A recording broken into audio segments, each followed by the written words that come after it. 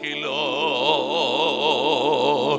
என் தேவனே என் இயேசுவே உம்மையே நேசிக்கிறேன் என் தேவனே என் இயேசுவே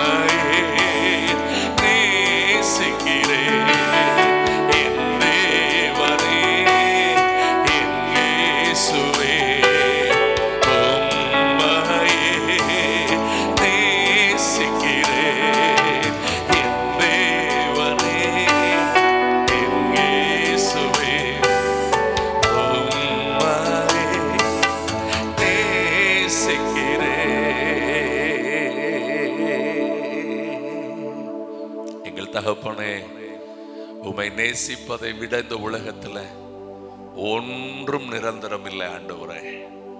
நிரந்தரம் எல்லாவற்றின் மேல் இருக்கிற எல்லா அடிமைத்தனங்களையும் எல்லா ஆண்டவரே ஈர்ப்புகளையும் எங்கள் ஜனங்களில் இருந்து இன்றைக்கு எடுத்து போடும். ஆராதனையை கர்த்தர் முழுமையாய் நீர் ஆளுகை செய்யும்படிக்கு நாங்கள் வேண்டுகிறோம். கர்த்தர் துவக்கம் முதல் முடிகிற வரைக்கும் உம்முடைய கிருபைகளை உம்முடைய பலனை எங்களுக்கு கட்டளையிடும்படிக்கு நாங்கள் வேண்டுகிறோம் ஆண்டவரே. ஆவியானவர் பொறுப்படுத்திக் கொள்வீராக. உம்முடைய தயவினால் எங்களை நிரப்பும்படிக்கு நாங்கள் வேண்டிக் கொள்ளுகிறோம். காத்துக்கொள்ளும் இயேசுவின் நாமத்தில் வேண்டிக் கொள்ளுகிறோம் எங்கள் நல்ல பிதாவே, ஆமென். உட்காருங்கள். சேர்ந்து கர்த்தரை மகிமைப்படுத்துவோம். என் கைகளை விரோதிகள் மேல் உயர்த்தினீர் ஐயா என் ஏசையா என்கிற பாடலை நாம் இந்த காலையிலும் கூட சேர்ந்து பாடி கர்த்தரை மகிமைப்படுத்தும். நம்முடைய கர்த்தர் நமக்கு எதிராய் செயல்படுகிற ஜனங்களுக்கு எதிராய் நம்மை அளவில்லாமல் ஆசீர்வதித்து உயர்த்துகிறவர். கொடியவரின் சீரர் மோதி அடிக்கும் போது ஏழைகளின் பலனாக வந்தீரையா. பலவானின் வில்லை எல்லாம் முற்றிலும் தகர்த்தெறிந்து எளியவனாம் என்னை உயர்த்தினீரையா என்று சொல்லி அவரை பாடி மகிமைப்படுத்துங்கள். அவருடைய கிருபை நம்மை மூடிக்கொள்வதாக.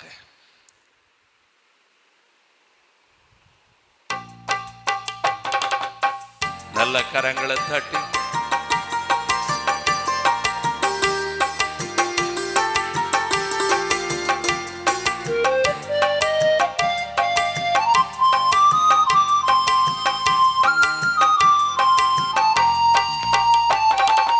என் கைகளை விரோதிகள் மேல் உயர்த்தினீரையா என் ஏசையா. என் கைகளை விரோதிகள் மேல் உயர்த்தினீரையா என் ஏசையா. என் சத்துருக்கள் எல்லாம் சங்காரமாகி என் எல்லைகள் எல்லாம் ஜெயக்கொடியே. என் சத்துருக்கள் எல்லாம் சங்காரமாகி என் எல்லைகள் எல்லாம் ஜெயக்கொடியே. ஜெயக்கொடியே, வெற்றி கொடியே, கல்வாரி நேசக்கொடியே. ஜெயக்கொடியே, வெற்றி கொடியே, கல்வாரி நேசக்கொடியே. என் கைகளை விரோதிகள் மேல் உயர்த்தினீரையா என் ஏசையா. சொல்லுங்கள், என் கைகளை உயர்த்தினீரையா என் ஏசையா.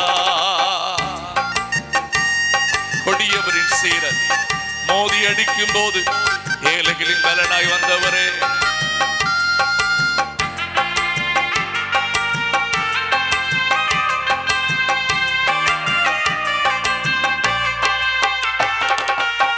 கொடியவரின் சீரல் மோதி அடிக்கும் போது ஏழைகளின் பலனாக வந்தீரையா. கொடியவரின் சீரல் மோதி அடிக்கும் போது ஏழைகளின் பலனாக வந்தீரையா. பலவானின் வில்லை எல்லாம் முற்றிலும் தகர்த்தெறிந்து எளியவான் என்னையும் உயர்த்தினீரையா. பலவானின் வில்லை எல்லாம் முற்றிலும் தகர்த்தெறிந்து எளியவன் என்னையும் உயர்த்தினீரையா. என் சத்துருக்கள் எல்லாம் சங்காரமாகி என் எல்லைகள் எல்லாம் ஜெயக்கொடியே. என் சத்துருக்கள் எல்லாம் சங்காரமாகி என் எல்லைகள் எல்லாம் ஜெயக்கொடியே. ஜெயக்கொடியே, வெற்றி கொடியே, கல்வாரி நேசக்கொடியே. ஓ ஜெயக்கொடியே, வெற்றி கொடியே, கல்வாரி நேசக்கொடியே. என் கைகளை விரோதிகள் மேல் உயர்த்தினீரையா என் ஏசையா. என் கைகளை விரோதிகள் மேல் உயர்த்தினீரையா என் ஏசையா.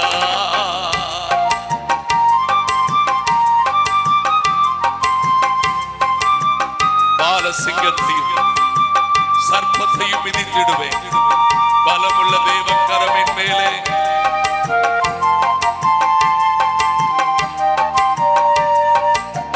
பால சிங்கத்தையும் சர்ப்பத்தையும் திடுவேன்.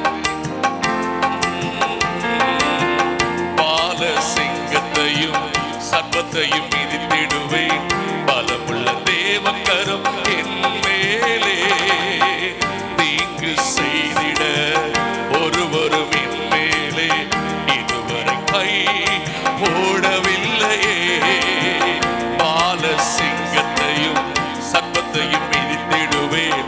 பலமுள்ள தேவன் கரம் என் மேலே தீங்கு செய்திட ஒருவரும் என் மேலே இதுவரை கைகளை போடவில்லையே. என் சத்துருக்கள் எல்லாம் சங்காரமாகி எல்லைகள் எல்லாம் ஜெய கொடியே. என் சத்துருக்கள் எல்லாம் நல்ல தலைக்கு மேல கையை தட்டி ஜெய கொடியே, ஜெய கொடியே, வெற்றி கொடியே, கல்வாரி கொடியே. ஓ ஜெய கொடியே, வெற்றி கொடியே, கல்வாரி நேச கொடியே. என் கைகளை விரோதிகள் மேல் உயர்த்தி நீரையா என் ஏசையா. என் கைகளை விரோதிகள் மேல் உயர்த்தி நீரையா என் ஏசையா. என் சத்துருக்கள் எல்லாம்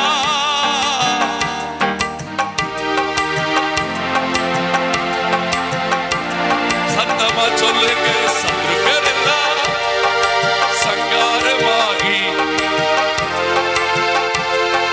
ஜெய கொடியே, ஜெய கொடியே, வெற்றி கொடியே, கல்வாரி நேச கொடியே. ஓ ஜெய கொடியே, வெற்றி கொடியே, கல்வாரி நேச கொடியே. என் கைகளை விரோதிகள் மேல் உயர்த்தி நீரையா என் ஏசையா. என் கைகளை உயர்த்தி நீரையா என் ஏசையா. என் சத்துருக்கள் எல்லாம் சங்காரமாகி என் எல்லைகள் எல்லாம் ஜெய கொடியே. என் சத்துருக்கள் எல்லாம்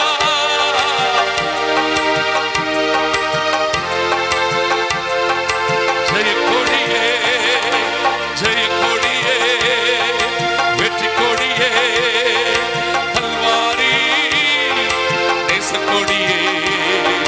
ஜெய கொடியே, வெற்றி கொடியே, கல்வாரி நேச கொடியே. என் கைகளை விரோதிகள் மேல் உயர்த்தி நீரையா என் ஏசையா. ஹல்லேலூயா. நம்முடைய கர்த்தர் நம்மோடு இருக்கும் பொழுது எல்லா எதிரான வல்லமைகளையும் கர்த்தர் அவைகளை அழிய பண்ண போதுமானவராக இருக்கிறார். ஆமென். சேர்ந்து இன்னொரு பாடலை கூட நாம் பாடி, என்னை அழைத்தவரே என்று நடத்திடுவீர், உம்முடைய கரம் இருக்க பயம் இல்லையே. ஆமென். எத்தனை பேர் நம்புறீங்க? எனக்கு இல்லாமைகள் 1000 இருக்கலாம், ஆனா எனக்கு தேவனுடைய கரம் என்னோடு கூட இருக்கிறது. ஆமென். சத்தமா சொல்லுங்க. ஆமென். ஆரோக்கியம் குறைவா இருக்கலாம், மனிதர்களுடைய அன்பு குறைவா இருக்கலாம், ஆனால் அதனால நம்மளை அவர் குறைந்து விட மாட்டார். ஆமென். சொல்லுங்க. நீர் என்னை கரம் பிடித்து நடத்துவீர், உம்முடைய கரம் இருக்க பயம் இல்லையே. எந்த பாதையும் தாண்டிடுவேன், எந்த சூழ்நிலையும் நான் மேற்கொள்ளுவேன், உங்க கரம் இருக்க பயம் இல்லையே என்று சொல்லி பாடி கர்த்தரை இந்த காலை நேரத்தில் நாம் மகிமைப்படுத்துவோமா? உள்ளத்தினால்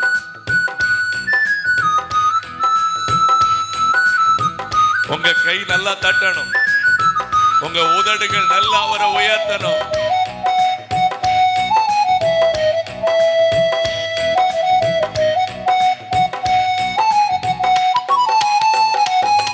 என்னை அழைத்தவரே தினம் நடத்துவீரே. உங்க கரம் இருக்க பயம் இல்லையே.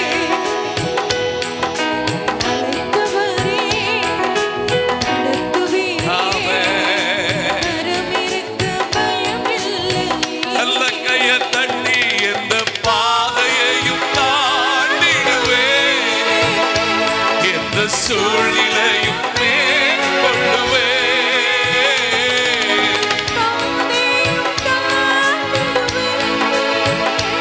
எந்த சூழ்நிலையும் உங்க கரம் இருக்க பயம் இல்லை. உங்க கரம் இருக்க சேர்ந்து பாடுவீங்களா? கருவிலே என்னை கண்டவரே, பெயர் சொல்லி என்னை அழைத்தவரே,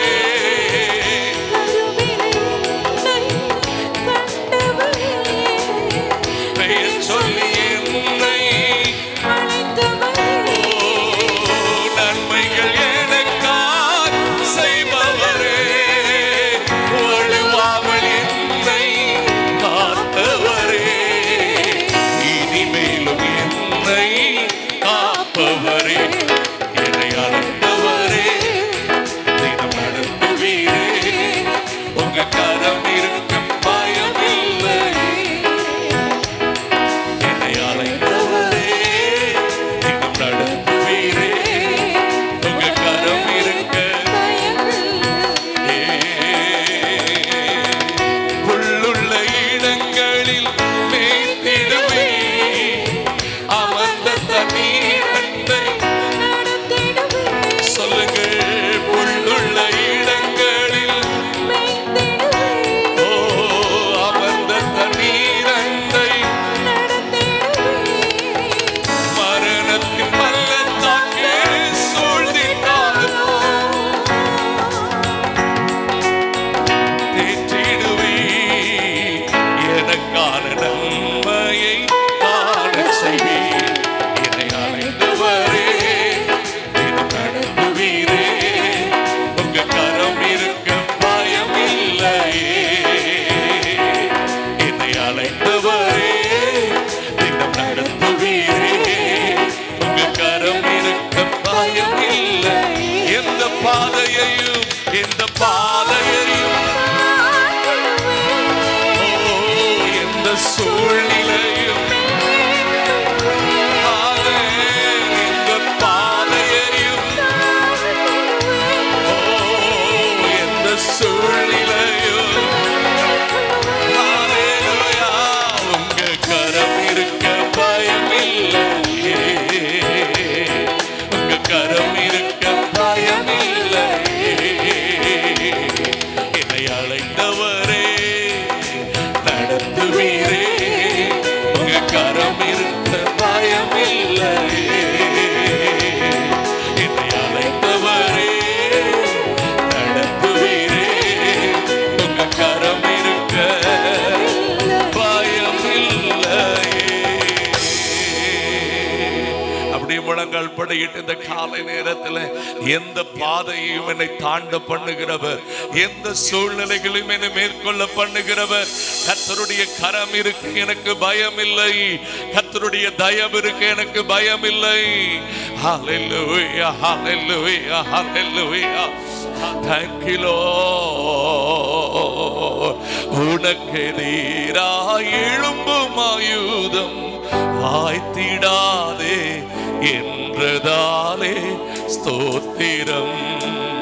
உனக்கு எதிராய் எழும்பும் ஆயுதம் வாய்த்திடாதே என்றதாலே ஸ்தோத்திரம். பறந்திடுதே உம் நாமத்திலே, பரனே எனக்காய் ஜெயம் கொடியே. ஆமென். ஓ பரனே என்னை மறவா இயேசுநாதா, உந்தன் தயவா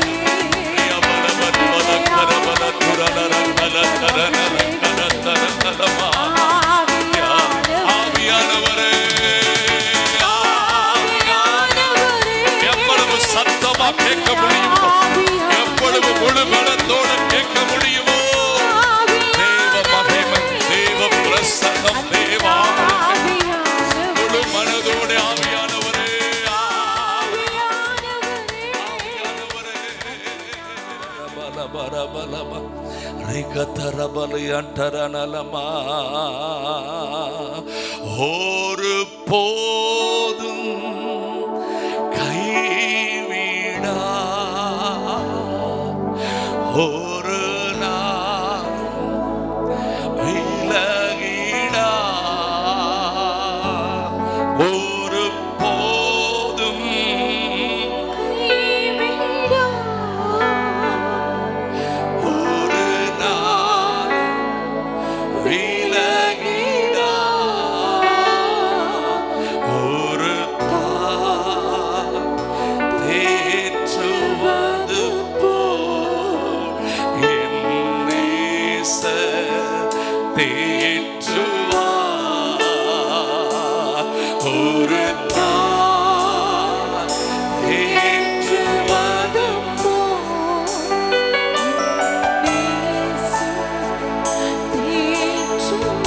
தலைக்கு மேல உயர்த்தி கைய என் நிலைமை நன்றாய் அறிந்தவர் பாவி என்னை அழைத்தவர் நீரிட பின்பும்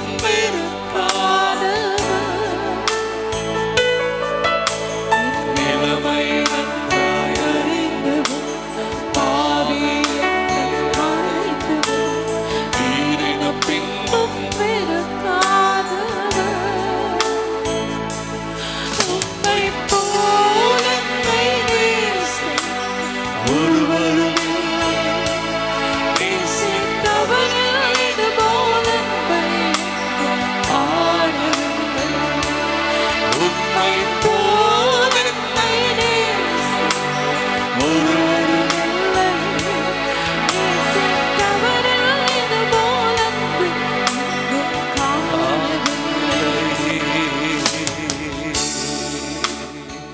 இரண்டு கையை உயர்த்தி நீங்க சொல்லிக்கிட்டே இருங்க, என் நிலைமை நன்றாய் அறிந்தவர், என் நிலைமை நன்றாய் அறிந்தவர்.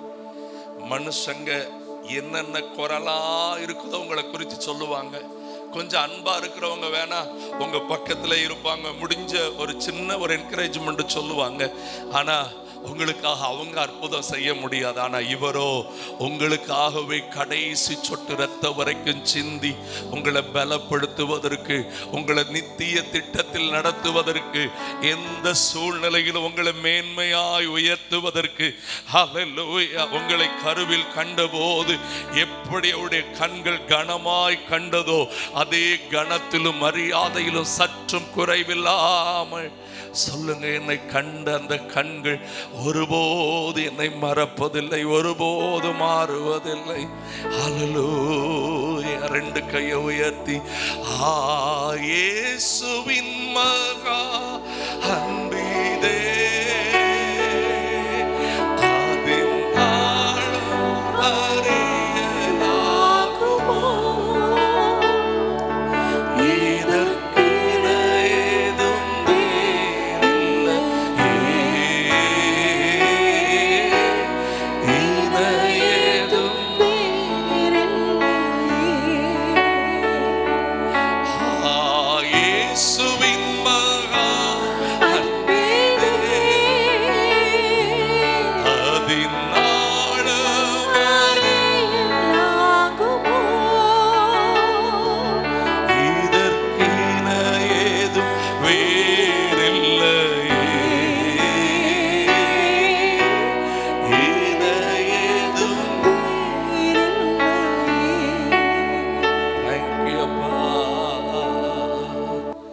முடிந்த மட்டும் கண்களை மூடி தலைகளை உயர்த்தி, உம் அன்பு எத்தனை பெரியது ஆண்டவரே, உம்முடைய இரக்கம் எத்தனை பெரியது ஆண்டவரே.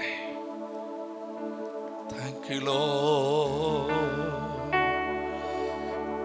விலையேற பெற்ற திரு ரத்தமே அவர் வீழாவி நின்று பாயுதே.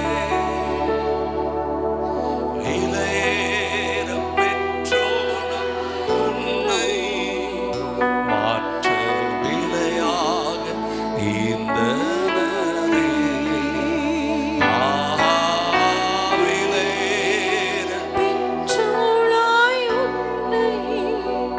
மாற்ற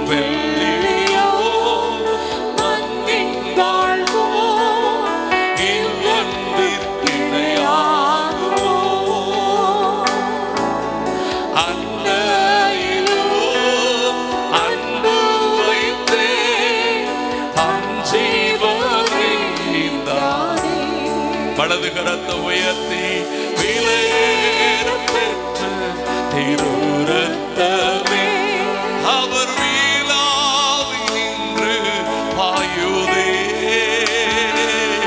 விலையேற பெற்றோராய் விலையா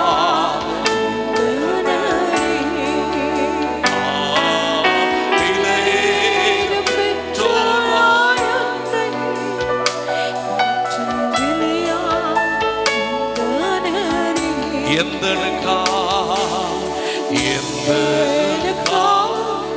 கல்வாரியில் இந்த பாடுகள் பட்டே தந்தையும் அன்பினையே சேவை செய்வே. காயங்கள் பார்க்கின்றே கண்ணீர் வடிக்கின்றே. காயங்கள் பார்க்கின்றே கண்ணீர் வடிக்கின்றே. தூய திரு ரத்தமே துடிக்கும் தாயுள்ளமே. தூய திரு ரத்தமே சொல்லுங்க துடிக்கும். ரெண்டு கைய முடிஞ்சா உயர்த்தி அன்பே கல்வாரி அன்பே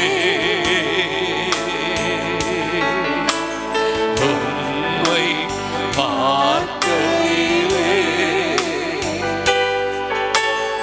உள்ளம் உடையுதம்மா. ஆனைக்கும் கரங்களிலே எனக்காகவே ஆணிகளா சுவாமி.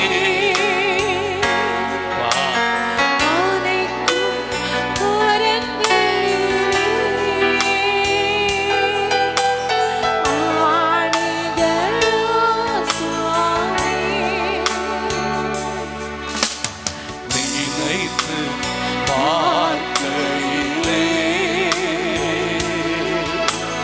நெஞ்சம் உருகுதையா. உம்மை நினைத்து பார்க்கையிலே என் நெஞ்சம் உருகுதையா. அன்பே அன்பே கல்வாரி அன்பே. ஒவ்வொருடைய சிரசின் மேலும் அந்த அன்பின் ஆழம் இன்னைக்கு இறங்கி வருகிறதுக்காக நன்றி. ஒவ்வொரு வாழ்க்கை இந்த தயவு நிரப்புகிறதுக்காக நன்றி. உடையுதப்பா இயேசுவே நீரே என் ஆத்மநேச என் மேலவள அன்பு கொண்டே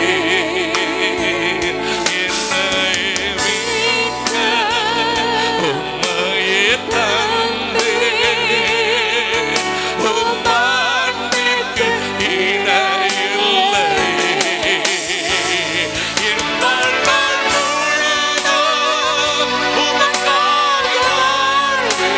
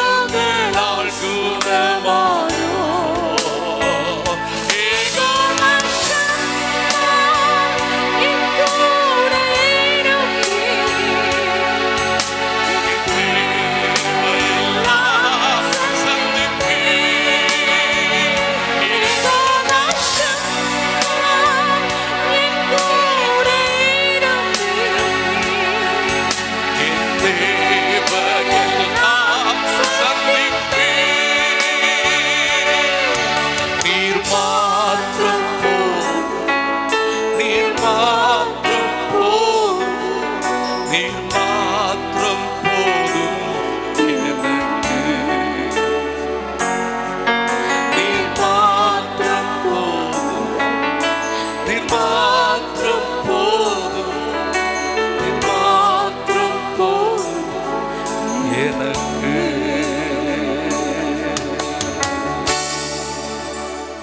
நீர் மாத்திரம் போதும் எனக்கு. அவருடைய சமூகத்தில் போய் சேருகிற நாள் வரைக்கும் அவருடைய கரம் உங்களை நடத்தும். துணையாக வருகிறவர். Thank you Jesus. தகப்பனே, நீர் மாத்திரம் எங்களுக்கு போதும் என்று உங்க சமூகத்தில் எங்களை அர்ப்பணிக்கிறோம். ஒவ்வொரு தனிப்பட்ட வாழ்க்கை ஆசீர்வதியும், ஒவ்வொரு குடும்பத்தை ஆசீர்வதியும். தொடர்ந்து ஆராதனை நீர் பொறுப்படுத்திக் கொண்டு நம்முடைய வல்ல நாமத்தை கர்த்தர் மகிமைப்படுத்தும்படிக்கு நாங்கள் வேண்டுகிறோம். தேவரீர் நீர் எழுந்தருளி சியோனுக்கு இறங்க போகிறதுக்காக நன்றி. அதற்காய் தயை செய்த காலமும் குறித்த நேரத்தை நீர் தந்ததற்காக உமக்கு நாங்கள் நன்றி செலுத்துகிறோம். இயேசுவின் நாமத்தில் வேண்டிக் கொள்ளுகிறோம் எங்கள் நல்ல பிதாவே. ஆமென்.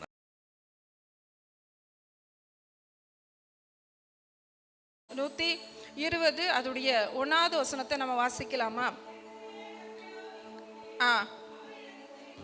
ஆமென், ஹல்லேலூயா.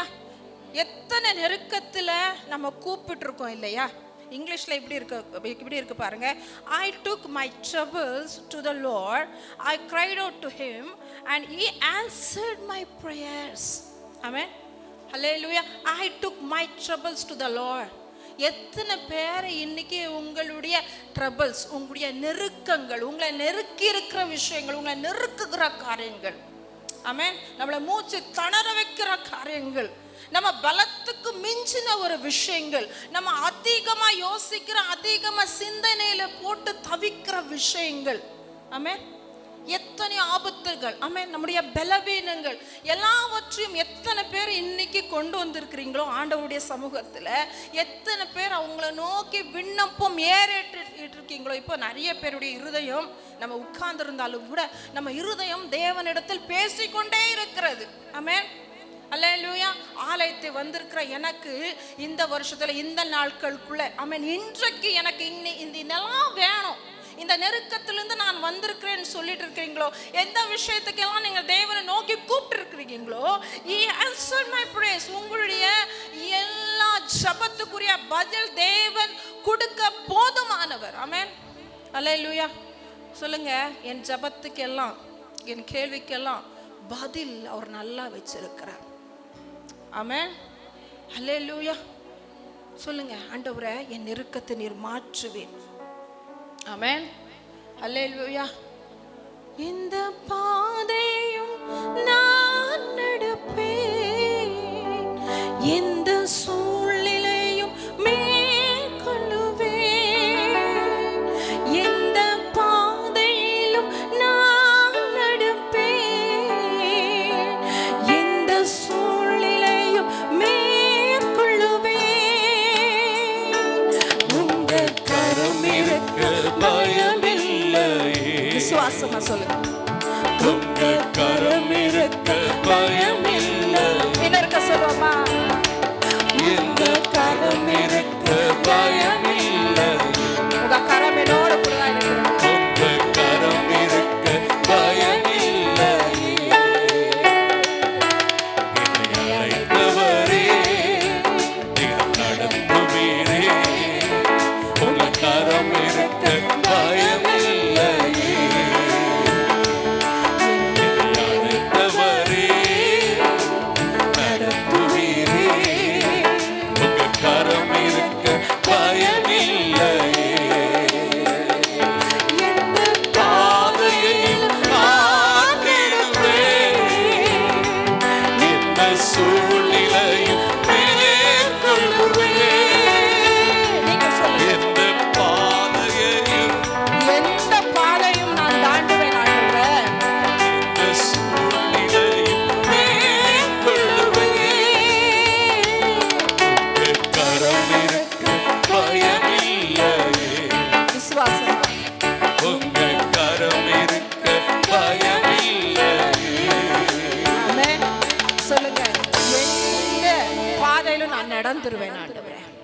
ஆமென். சொல்லுங்க, நீர் எனக்கு அனுமதிச்சு வச்சிருக்கிற எந்த பாதையிலும் நான் நடப்பேன், நான் தாண்டுவேன். ஆமென். சொல்லுங்க, நான் தாண்டுவேன். ஆமென். நான் மேற்கொள்ளுவேன். ஏன்னா என் கூட இருக்கிறது யாருடைய கரம் தெரியுமா? சர்வ வல்லவருடைய கரம். ஆமென். அல்லேலூயா. சொல்லுங்க, என் தேவனுடைய கரம் வல்லமை உள்ளது. ஆமென். அல்லேலூயா. சொல்லுங்க, எத்தனையோ பிரச்சனைகளை தாண்டி வந்துட்டோம். ஆமென். அல்லேலூயா. அநேக பிரச்சனைகள், சிறு வயதிலிருந்து அநேக பிரச்சனைகள். ஆமென். அல்லேலூயா. ஆண்டவர் சொல்ல, தண்ணீர்ல நீ நடக்கும் போது ஆமென், நீ மூழ்கி போகல, ஆயிடுச்சு, முடிஞ்சு போச்சுன்னு நினைச்சு இல்லையா? அந்த விஷயங்கள் நம்ம எப்படி தாண்டி வந்தோம்? கண்ணீரோட தான் தாண்டி வந்தோம். அது இன்றைக்கு நீரூற்றாக்கி கொள்ளும்படிக்கு உதவி செய்தாரா? கர்த்தருக்கு நன்றி சொல்ற மாதிரி கிருபை செய்திருக்கிறாரா? ஆமென். ஆண்டவரே, நீர் அன்னைக்கு அந்த பாதையில் நீர் நடத்தினீர், என்னை நீர் மூழ்கி போக விடல ஏசப்பா. ஆமென். அல்லேலூயா. இப்போ என் முன்னால் அக்கினி போல பிரச்சனை இருந்தாலும் கூட ஆமென் சொல்லுங்க, அக்கினி என் பேர்ல பற்றாது. ஆமென். சொல்லுங்க, துன்பமா துயரமா அது தண்ணீர் பட்ட உடை போன்றதமா, துன்பமா துயரமா அது தண்ணீர் உடை போன்றதமா, காற்றடிச்சா வெயில் வந்தா காய்ந்து போயிரும் கலங்காதே, காற்றடிச்சா வெயில் வந்தா காய்ந்து போய்விடும் கலங்காதே. எவ்வளவு சிம்பிளா. ஆமென். ஆமென். அவர் துன்பத்தை எதுக்கு ஒப்பிடுறாங்க? நெருக்கத்தை. ஆமென். தண்ணீர் பட்ட உடை போன்றது. நம்ம ட்ரெஸ் மேலேயோ இல்லை ஒரு ஒரு ஒரு இதுக்கு மேலேயோ தண்ணீர் பட்டா என்ன பண்ணுறோம்? நம்ம காய போடுறோம், அப்படி தானே? சுருட்டி வைக்க மாட்டோம். எப்படி தானே? பெட் மேலே உட்காந்துருப்போம். அப்போ என்ன ஆகும்? தண்ணி திடீர்னு கொட்டிடும். அந்த பெட்ஷீட் சுருட்டி வச்சுருவோமா? சுருட்டிக்க மாட்டோம். என்ன பண்ணுறோம்? காய போடுறோம். அதே மாதிரி நம்முடைய விஷயங்களெல்லாம் நம்ம சுருட்டி சுருட்டி சுருட்டி வைக்கிற அளவு என்ன ஆகும்? அந்த இடத்துல பூசணம் பூத்துட்டே தான் இருக்கும். ஆனால் அது காய போட்டோம்னா, தேவ சமூகத்தில் கொண்டு வந்து இங்கே சொல்லிட்டீங்கனால, அவர் அழகாக சொல்கிறாருல்ல, காற்றடிச்சா. அவன் வெயில் இல்லாத நேரத்தில் காற்று, ரொம்ப மழை இருக்கிற நேரத்தில் என்ன பண்ணுறோம்? ஏய், துணியை துவைச்சி போட்டோம்ப்பா, காயவே இல்லை. என்ன பண்ணுறோம்? வெயில் இல்லை, என்ன பண்ணுறோம்? ஃபேனை போடுறோம். எங்கே நமக்கு காற்று இருக்கும் அப்படி போடுறோம் இல்லையா? ஆமென். எப்படியும் துணி காஞ்சிரும். அதே மாதிரி சொல்லுங்க, எப்படியோ என் வாழ்க்கையில் இருக்க நெருக்கங்களெல்லாம் நான் கர்த்தர் மாற்றுவார். சொல்லுங்க, என் நெருக்கங்களெல்லாம் தேவன் மாற்றுவார். ஆமென். ஹல்லேலூயா. சொல்லுங்க, உம்மால. ஆமென். என்னால முடியாதப்பா இந்த நெருக்கத்தை எல்லாமே இருக்கும்ல, என்னால இந்த மனுஷங்கள் படுத்துற பாடு, அவங்க பேசுற பேச்சு என்னால மேற்கொள்ள முடியல. ஆமென். துன்மார்க்கன் தன் நாவினால மேற்கொள்வான். ஆனால் தேவப்பிள்ளை அப்படி செய்யாது. தேவப்பிள்ளை அப்படி செய்யாது. அது என்ன பண்ணும்? எல்லாத்தையும் ஜபமாக மாற்றும். சொல்லுங்க, என்ன பிரச்சனைகள் எல்லாத்தையும் ஜபமாக மாற்றுவேன். ஆமென். எப்படிப்பட்ட பிரச்சனையாக இருந்தாலும் சொல்லுங்க, பரவாயில்ல. சொல்லுங்க, என்னுடைய பலன் ஒன்றும் இல்லைப்பா, அது குறைந்தது தான். ஆனால் தேவனை உங்க கரத்தில் கொடுக்கும் போது நீர் எல்லாவற்றையும் எனக்காக செய்து முடிக்கிறவர். ஆமென். அல்லேலூயா. சொல்லுங்க, நெருக்கத்திலே என் துணையா நீரே, என் ஒடுக்கத்தையே நீர் மாற்றினே, வேறு துணையே இல்லை, நீர் விலகவில்லை, உம் கரமோ கைவிடவே இல்லை, வேறு துணையே இல்லை, நீர் விலகவில்லை, கைவிடவே இல்லை, என் நெருக்கத்திலே என் துணையா நீரே, ஒடுக்கத்தை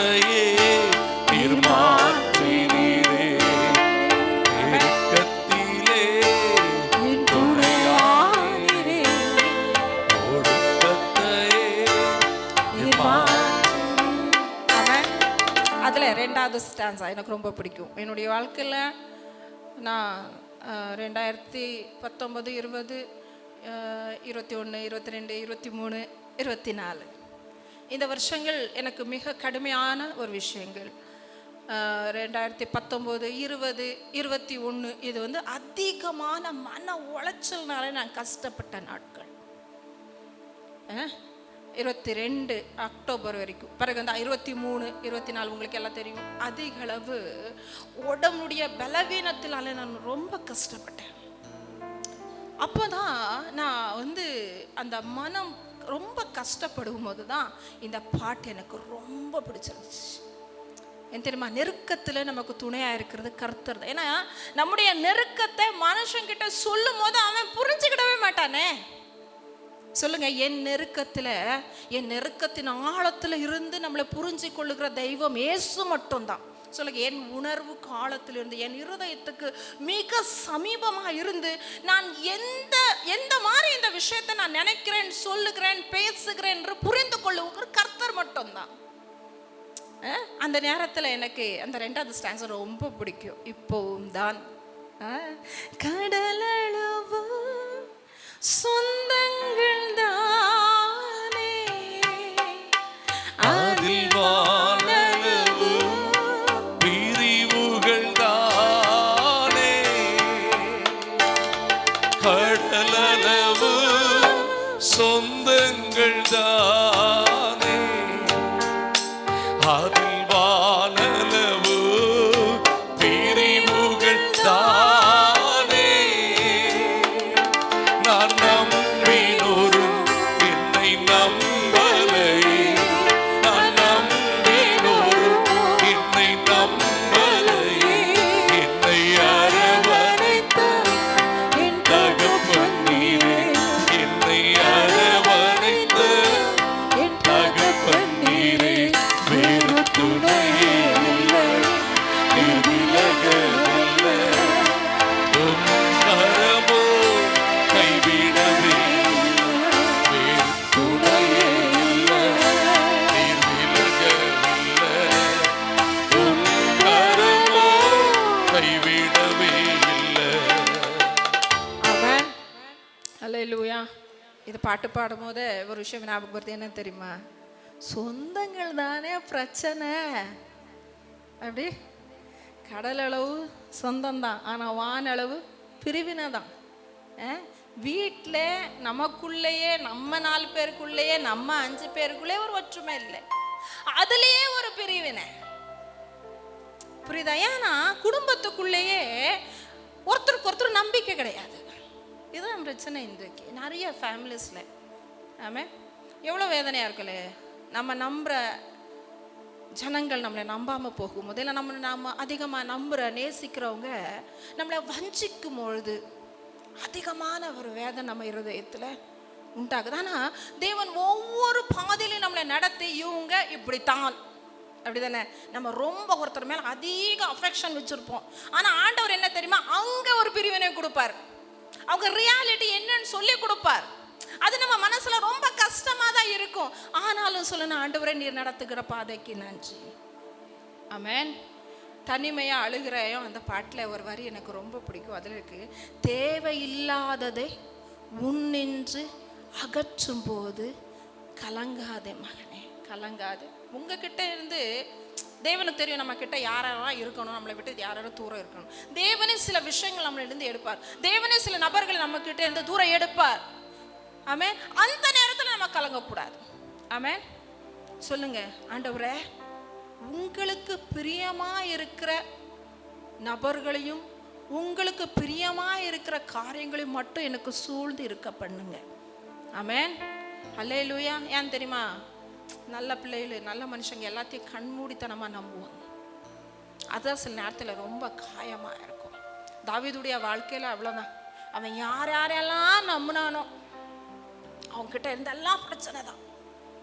ஆனால் வாழ்க்கையில் என்னென்னலாம் தேவன் பிரச்சனையும் அவன் வாழ்க்கையில் இருந்தது, அந்த மாதிரி நபர்கள் அந்த பிரச்சனையை அவனுக்கு ஆசீர்வாதமாக்கி தந்துட்டார். ஆமென். நம்முடைய வாழ்க்கையில் அப்படியே செய்வார். ஆமென். எத்தனை பேர் விசுவாசிக்கிறீங்க? ஆமென். சொல்லுங்க, என்னுடைய நெருக்கத்துல கர்த்தரை நோக்கி கூப்பிடுகிறேன், அவர் என்னுடைய எல்லா ஜெபத்தையும் கேட்டு எனக்கு என்ன படுவார், பதிலை கொடுப்பார். இன்றைக்கு வந்திருக்கிறோம், நான் சொல்ல முடியும், இன்னைக்கு தேவன் இங்கே கொண்டு வந்திருக்கிற ஒரு முகாந்திரம் உண்டு. ஆமென். அல்லேலூயா. இங்கே ஏறெடுக்கிற ஜெபங்களெல்லாம் கர்த்தர் கேட்டுக்கிட்டே இருக்கிறார். ஆமென். சொல்லுங்க, அதி சீக்கிரமா இந்த உபதிரவங்கள் மாறி போயிடும். ஆமென். சொல்லுங்க, அதி சீக்கிரமா, வேறு விரைவில். ஆமென். இந்த சூழ்நிலைகளெல்லாம் என்ன ஆயிரும், மாறி போயிடும். ஆமென். அல்லேலூயா. விசுவாசிக்கிற உங்களுடைய வாழ்க்கையில தேவன் அப்படியே செய்வாராக. ஆமென். நெருக்கத்தை கொண்டு வர காரியங்கள் கீழே பாருங்க. கர்த்தாவே, போய் உதடுகளுக்கு கபடனாவுக்கும் என் ஆத்துமாவை தப்புவியும். கபடனாவே, உனக்கு என்ன கிடைக்கும், உனக்கு என்ன சொல்ல. இது பாருங்க, இந்த ஒவ்வொரு வசனங்களை நீங்க இதை வாசிக்கும் பொழுது அவன் என்ன ஒரு வெக்ஸேஷன்ல வாழ்க்கையில அநேக நெருக்கத்தையும் அநேக வெவ்வேறு விதமான மனிதர்களையும் அவன் ஃபேஸ் பண்ணதுனால ஒரு துயரத்தில், ஒரு வெக்ஸேஷன்ல தான் இந்த ஒரு சங்கீதம் எழுந்த மாதிரி இருக்கிறது. ஆனால் நமக்கு நெருக்கத்தை கொண்டு வருகிற ஒரு விஷயம் என்ன தெரியுமா, பொய் நமக்கு நெருக்கத்தை கொண்டு வரும். ஆமென். அல்லேலூயா. ஏன்னா நீதிமொழிகள் 19:9 இருக்கு, பொய் பேசுறவன் நாசமடையவன். எந்தெந்த வீட்டில் பொய் இருக்கிறதோ அந்த வீட்டில் நெருக்கங்கள் இருக்கதான் செய்யும். சொல்லுங்க, தேவன் பொய்யை விருக்கிறவர். ஆமென். சொல்லுங்க, தேவன் உண்மை உள்ளவர். சொல்லுங்க, ஏசப்பா உண்மை உள்ளவருக்கு பொய் பிடிக்காது. ஆமென். அல்லேலூயா. சொல்லுங்க, வீட்டில் இருக்கிறோம் அவ்வளோதான். ஒவ்வொருத்தரும் சொல்லுங்க, ஆண்டவரே என்ன நடந்தாலும் நான் உண்மைதான் பேசணும். சின்ன பிள்ளைகள் இருந்தே, ஆமென், சின்ன சின்ன விஷயங்களுக்கு போய் சொல்லும் போதே பிள்ளைகளை நம்ம கடிஞ்சுக்கிடணும். ஆமென். சொல்லுங்க, எப்பொழுதும் நான் பொய்யே பேசவே கூடாது. உண்மையா நேர்மையா நான் பேசணும். எத்தனை பேர் சொல்றீங்க, நேர்மையா நான் பேசணும். அதுல இருந்து எனக்கு சில நேரத்துல சில பிரச்சனைகள் வர்ற மாதிரி இருந்தாலும் பரவாயில்ல, நான் நேர்மையா தான் நடக்கணும். ஆமென். தேவனுக்கு அதுதாங்க பிடிக்கும். தேவ பிள்ளைகளுக்கு, சில பிள்ளைகளுக்கு, தேவ பிள்ளைகளுக்கு அடையாளங்கள் அதுதானே. புறஜாதிகள் நடக்கிற மாதிரி நம்ம நடந்தா, ஆமென், அப்படி நாங்க நடக்கவே கூடாது. சொல்லுங்க, என்னுடைய பேச்சு எப்படி இருக்கணும், எஸ்னா எஸ், ஆமா, நோனா நோ. ஆமென். சிலர் சொல்லுவாங்க, இவங்களெல்லாம் நம்பிடவே கூடாது, இந்த அக்காவெல்லாம் நம்பவே கூடாது, இந்த அண்ணனெல்லாம் நம்பவே கூடாது. வாயில ஒரு வார்த்தையாவது உண்மை வர்றது கிடையாது, எப்பவுமே பொய் தான். எத்தனை பேர் நம்ம சொல்ல முடியும், நம்ம இப்படி இன்னைக்கு நம்ம எப்படி இருக்கோம், எல்லா நேரமும் நாங்க உண்மையதான் பேசுறோமா? சொல்லுங்க, உண்மை உள்ளவர்களுக்கு தேவன் சமீபமாக தான் இருக்கிறார். ஆமென். உண்மை உள்ளவனை தான் தேவன் தற்காக்கிறார். சொல்லுங்க, என்னை தற்காக்கிறவர் கர்த்தர். ஆமென். அல்லேலூயா. அவர் உண்மை உள்ளவராக இருக்கிறதுனால என் உள்ளத்திலும் உண்மை இருக்க விரும்புகிறவர். ஆமென். சொல்லுங்க, என் உள்ளத்திலும் உண்மை இருக்கணும். ஆமென். ஏன்னா வசனம் சொல்லுது, யோவான் எழுதின சுவிசேஷம் 8:40 இப்படி இருக்குது. அந்த வசனத்தை டிஸ்பிளேல போடுங்க, வாசிங்க. அவன் இந்த வசனத்தை வாசிங்க. 8:44 வாசிங்க சத்தமா. நீங்கள் உங்கள் பிதாவாகிய பிசாசினால உண்டானவர்கள். ம் ம் ம் ம் ம் ம் ம் அவன் பொய்யனும் பொய்க்கு பிதாவா இருக்கிறான். அப்ப பொய்க்கு பிதா யாரு? பிசாசு. ஆமென். சொல்லுங்க, பிசாசுடைய எந்த காரியங்களும் என் வீட்டில் எல்லைக்குள்ள இருக்கவே கூடாது. ஆமென். ஹல்லேலூயா. பிசாசு ஏதேன் தோட்டத்திலே அந்த வேலையை செய்தவங்க. ஆமென். அவன் சொன்ன ஒரு பொய் தான், அதுக்கு செவி கொடுக்க போயிது தானே. அங்க என்ன வந்துச்சு? சாபம் வந்துச்சு. அப்ப பொய் எங்க இருக்கும், அங்க சாபம் இருக்கும்.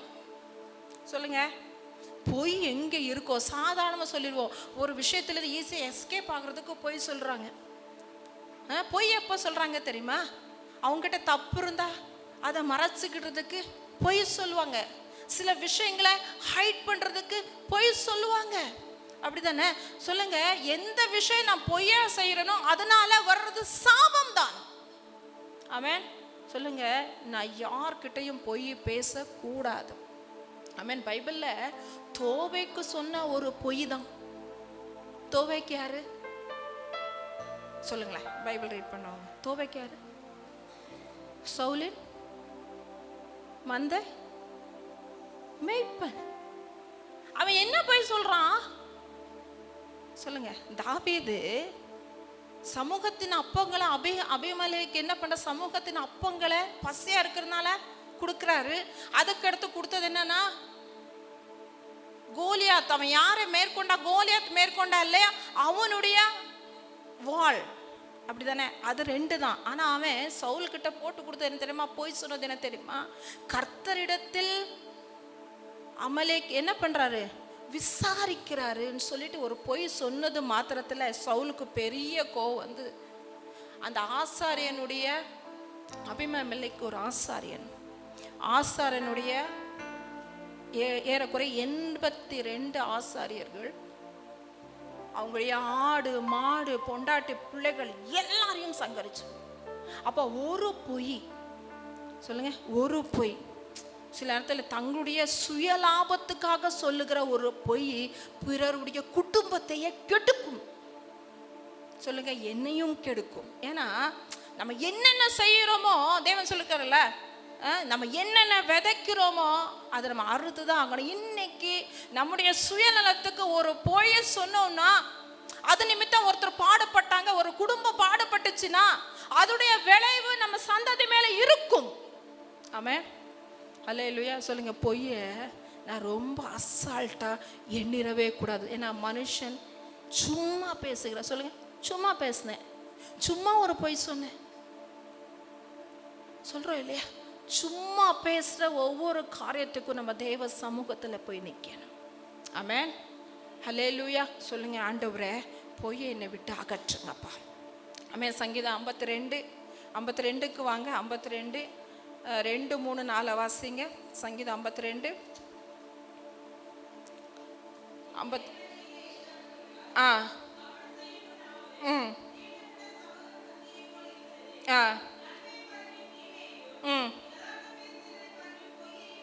நம்ம எத்தனை நாள் இதை வந்து யோசிக்கிறோம் இல்லையா? நன்மை பார்க்கிலும் தீமை. அது மேல உள்ள வசனத்தை பாருங்க. கபடு செய்யும் உன் நாவு தீட்டப்பட்ட சவரன் கத்தியை போல இருக்கும்.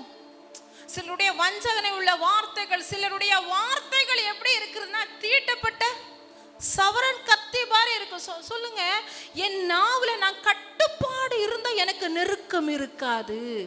அவன் அல்லேலூயா. சிலர் பேசுவாங்க, எப்படி பேசுவாங்க தெரியுமா? வெட்டு 1 துண்டு 2, அது அவங்களுக்கு பெருமையா நினைப்பாங்க.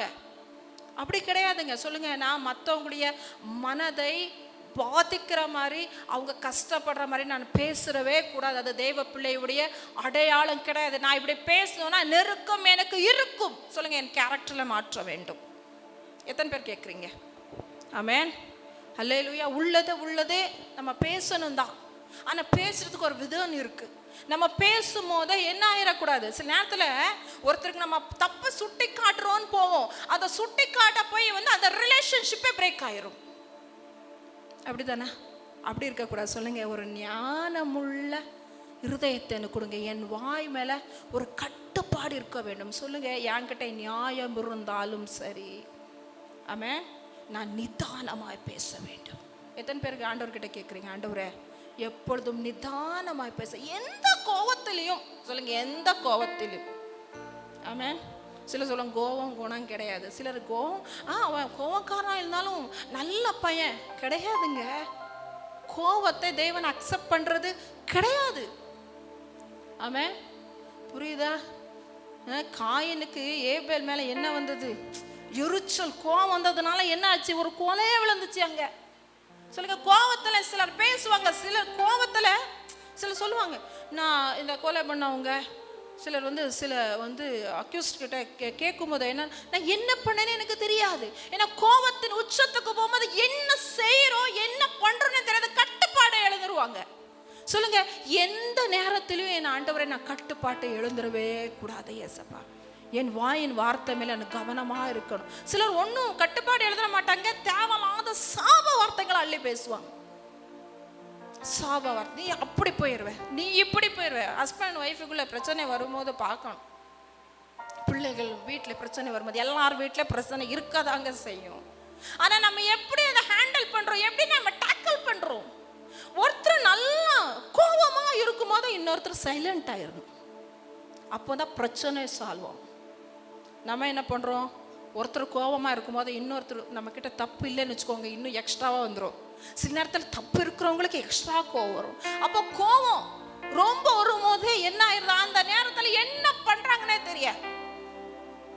ஆமாம் சொல்லுங்க. எந்த கோபத்திலும் நான் வாயில் அப்போ பேசுவாங்க. சிலர் சொல்லுவாங்க, உன்னெல்லாம் நான் டிவோர்ஸ் பண்ணிடுவேன். எந்த வயசுல? சிலர் சொல்லுவாங்க, எத்தனை பேர் எனக்கு கியூ கட்டி நின்னாங்க, உன்னாலாம் நான் கல்யாணம் ஆனேன்னு சொல்லுவாங்க.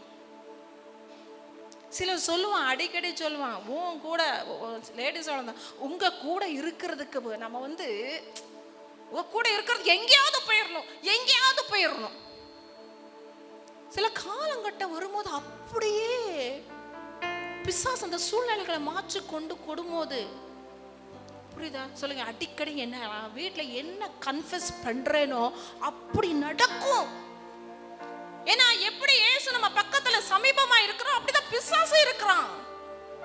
பிசாசுடைய முக்கியமான இது என்ன தெரியுமா? யோபுல நம்ம படிக்கும் போது தேவனை தூஷிக்கணும். அதுதான் தேவன் தந்ததை தூஷிக்கணும்.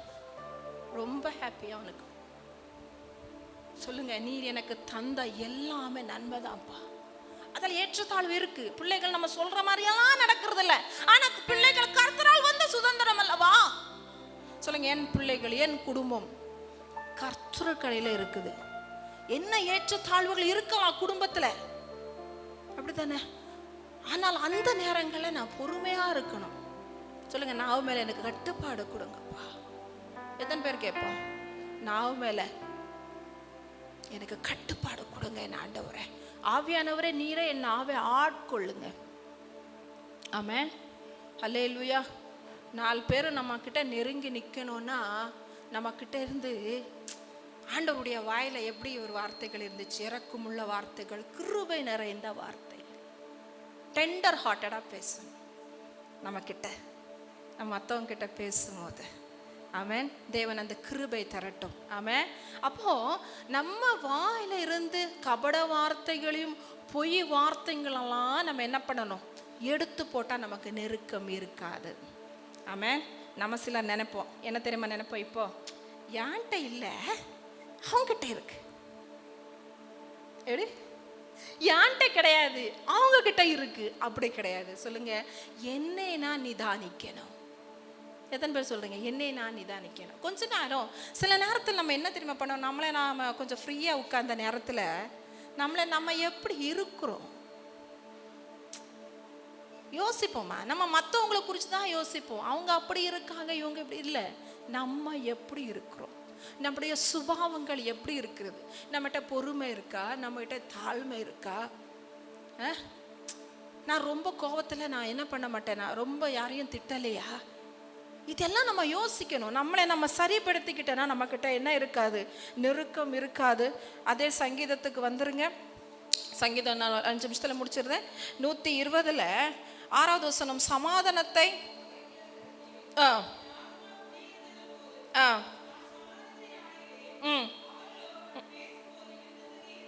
அப்போ சமாதானத்தை குலைக்கிற விஷயம் என்ன தெரியுமா? பாவம் சமாதானத்தை குலைக்கும். ஆமென், ஹல்லேலூயா. சொல்லுங்க, என் வீட்டில் ஏதோ சமாதானம் இல்லை. தேவன் சமாதானக்காரனாரா?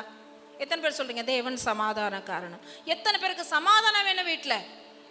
ஆமென், ஹல்லேலூயா. எல்லா ஒரு விஷயத்தை பார்க்கலுங்க.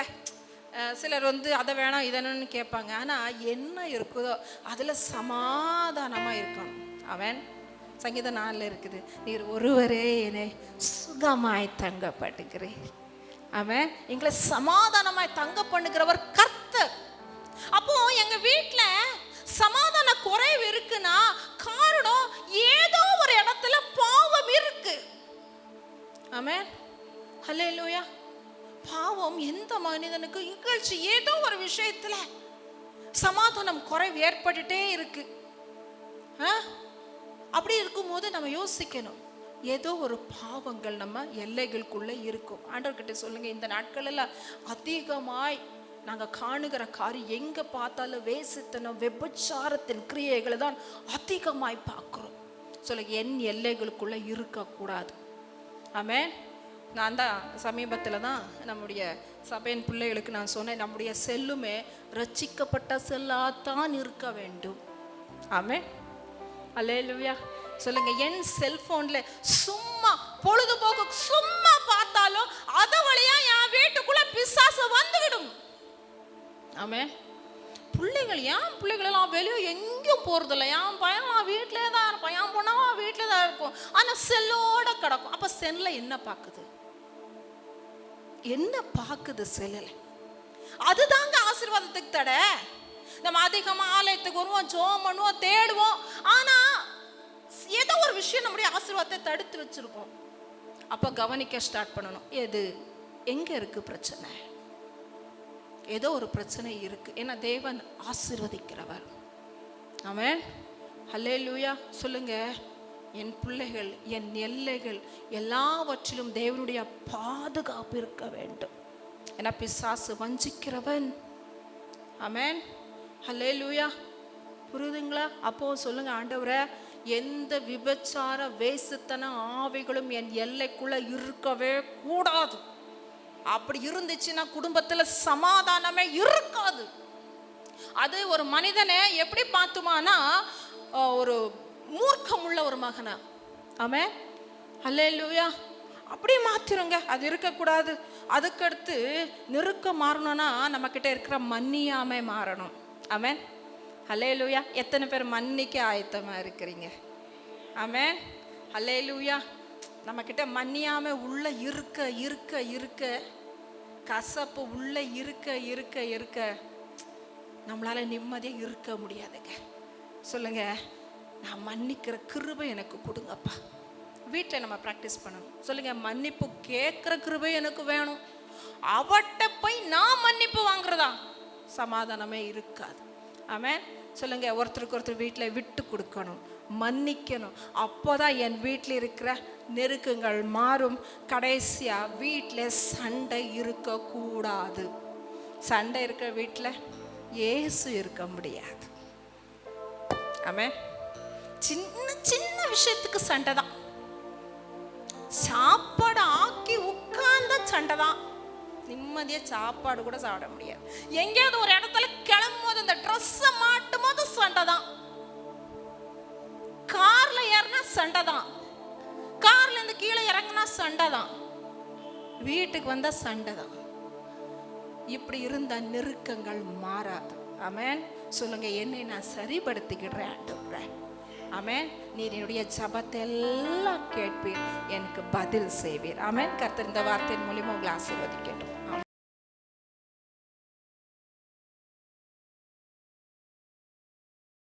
மத்தேயு எழுதின சுவிசேஷம் 16ஆம் அதிகாரம், மத்தேயு எழுதின சுவிசேஷம் 16ஆம் அதிகாரம் 18வது வசனத்தை வாசிக்கும்படி அன்பாய் கேட்கிறேன். மத்தேயு 16:18. கொஞ்சம் பேசுவீங்க. மேலும் நான் உனக்கு சொல்லுகிறேன், நீ பேதுருவாய் இருக்கிறாய், இந்த கல்லின் மேல்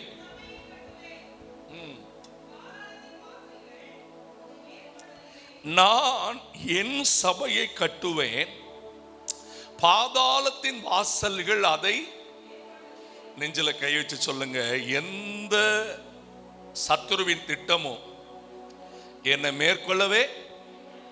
இன்னைக்கு நீங்க சங்கீதத்துல ரொம்ப அழகா படிச்சீங்க. அதுல அந்த இறுதி பகுதி இருக்கு பாருங்க, நான் அவங்ககிட்ட சமாதானத்துக்கு தான் பேச போறேன். ஒரு வார்த்தை பேசினா அவங்க எத்தனை வார்த்தை பேசுறாங்க? 100. நான் 9 நினைச்சேனே.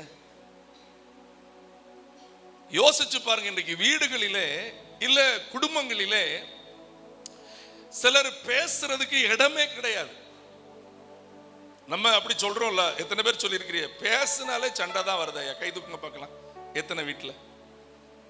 ஏப்பா பாதிக்கு மேல சொல்றாங்க. ஐயா மாதிரிலாம் தூக்க மாட்டீங்களோ? நாங்க பேச்செல்லாம் நிப்பாட்டியாச்சுங்கிறீங்களோ? அவியலையே மொத்தமா பேச விட்டுருதோம். அப்படியா? நமக்கு ஏன் வம்பு, பேசுமா தாயே அப்படி சொல்லிருந்தவங்களா? நமக்கு ஒரு அழகான ஜெபம் இருக்குது, நான் அடிக்கடி உங்களுக்கு சொல்லி இருக்கிறேன். பரலோகத்தில் உம்முடைய சித்தம் செய்யப்படுகிறது போல. அதுல நீங்க 2 காரியத்தை கருத்தா சொல்லணும். என் வாழ்க்கையில உங்க சித்தம் நடக்கணும், என் குடும்பத்துல உங்க சித்தம் நடக்கணும் அப்படின்னு நம்ம ஜெபம் பண்ணணும். அல்லேலூயா. கவனிக்கிறீங்களா? உங்க வாழ்க்கையை கட்டி எழுப்பணும்னு கர்த்தர் விரும்புறார்.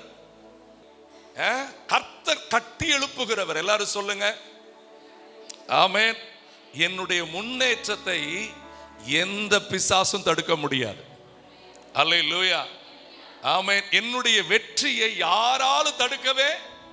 ஏன்னா சபையை குறித்து, சபை என்றால் நன்றாய் புரிந்து கொள்ளுங்கள். எல்லாரும் சொல்லுங்க, கிறிஸ்து என் தலையாய் இருக்கிறார், நான் சபையின் ஒரு அவயவமாய் இருக்கிறேன். எல்லாரும் சொல்லுங்க சத்தமா, இது கரெக்டா சொல்லணும். கிறிஸ்து என் தலையாய் இருக்கிறார், நான் ஒரு அவயவமா இருக்கிறேன், நாங்கள் எல்லாரும் சரீரமா இருக்கிறோம். நம்ம ஆண்டவர் இன்றைக்கு நம்ம வாழ்க்கையை ஆசீர்வதிக்கிறவர். நம்மளை எதுவும் மேற்கொள்ள முடியாது. ஆமென். ஒரு சரணத்தை மட்டும் பாடுவோமா? ஜி கொடுப்பா, நல்ல நம்ம விரும்பி பாடுவோம் அந்த பாட்டு. ஆமென். ஹல்லேலூயா. ஜெய கிறிஸ்து முன் செல்கிறார், ஜெயமாக நடத்திடுவார், ஜெய கீதங்கள் நாம் பாடி ஜெய கொடியும் ஏற்றிடுவோம். ஜெயம் அல்லேலூயா, ஜெயம் அல்லேலூயா. கைய நல்ல தட்டி சேனைய தீபனம் கர்த்தருக்கு செலுத்துவோம் கனமும் மகிமையும். அற்புதமே நம் அன்பவர்க்கு, அதை அறிந்தே ஆக மகிழ்வோம், அதை அறிந்தே. ஜெய கிறிஸ்து ஜெயமாக ஜெய கீதங்கள் நாம் பாடி ஜெய கொடியும் ஏற்றிடுவோம். ஜெயம் அல்லேலூயா, அவர் நாமத்திற்கே.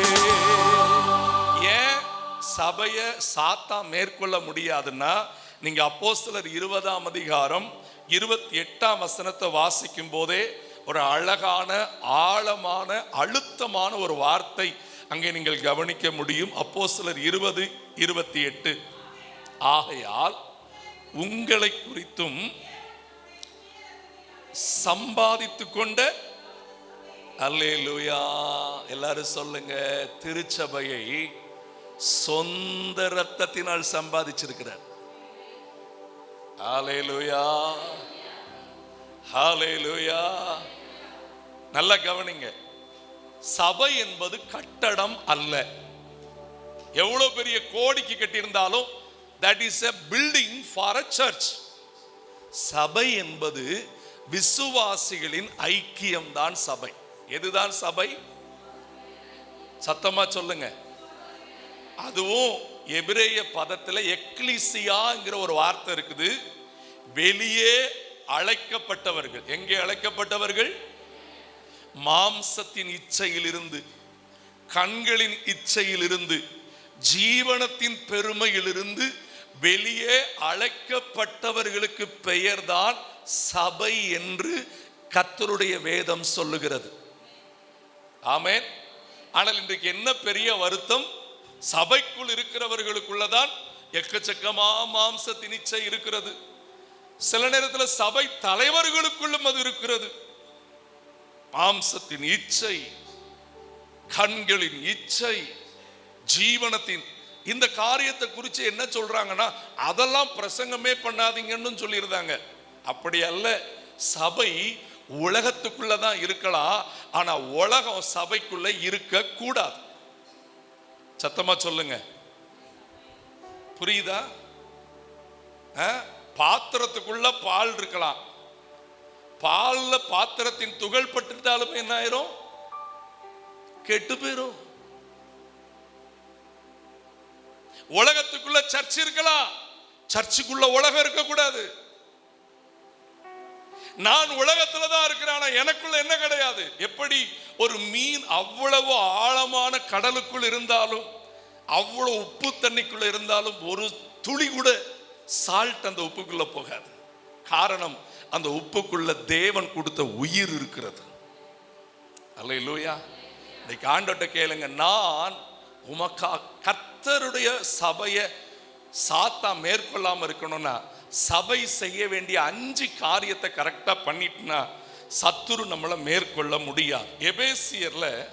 எபேசியர்ல 4ஆம் அதிகாரத்துல சபைக்கு கொடுக்கப்பட்டிருக்கிற நோக்கங்கள் என்ன அப்படிங்கிறத அப்போஸ்தலனாகிய பவுல் எழுதி வச்சிருக்கிறார். வேகமா அந்த 5 சொல்லி சரியான நேரத்துக்கு நான் முடித்து உங்களை அனுப்ப விரும்புகிறேன். எபேசியர் 4ஆம் அதிகாரத்தில் 11ஆம் வசனத்திலிருந்து 16ஆம் வசனம் வரைக்கும் ஒரு முறை எனக்காக நீங்கள் வாசியுங்கள், சத்தமா கவனியுங்கள். மேலும் அந்த வார்த்தை ஆரம்பிக்கும் போதே சொல்லுகிறது, the total church. சபை என்பது வெறும் இங்கே இன்னைக்கு வந்திருக்கிற இந்த 30-40 குடும்பம் மட்டுமல்ல, இந்த பட்டணத்தில் இருக்கிற சில கிறிஸ்தவ கூட்டங்கள் மட்டுமல்ல, யூனிவர்சல் சர்ச். 200 நாடுகளுக்கு மேலே வேறு வேறு ஜாதிக்காரர்களுக்குள்ள இருக்கிற இயேசுவை நம்பி இருக்கிற எல்லாருமே கிறிஸ்துவின் சரீரம்.